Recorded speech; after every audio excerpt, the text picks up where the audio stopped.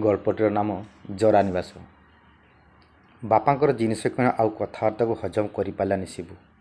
ସଙ୍ଗେ ସଙ୍ଗେ କହିଲା, ବାପା ଏଇ ପ୍ଲାଷ୍ଟିକ୍ ବାଲ୍ଟି, ମଗ୍, ସିଲଭର ଥାଳି, ତାଟିଆ ଗୁଡ଼ାକ କାହିଁକି କିଣା ହେଇଛି?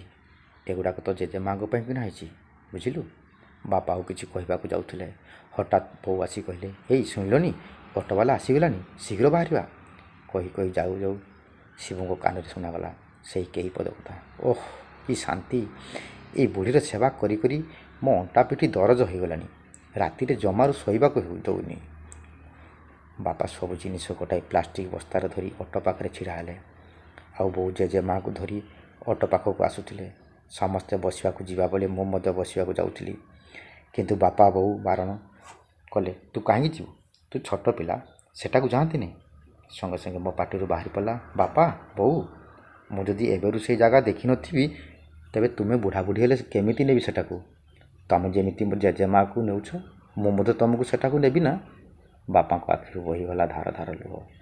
ମୋତେ ଜାବୁଡ଼ି ଧରି କହିଲେ, ତୁ ମୋ ଆଖି ଖୋଲି ଦେଇଛୁ ରେ ଶିବୁ, ତୁ ମୋ ଆଖି ଖୋଲି ଦେଇଛୁ।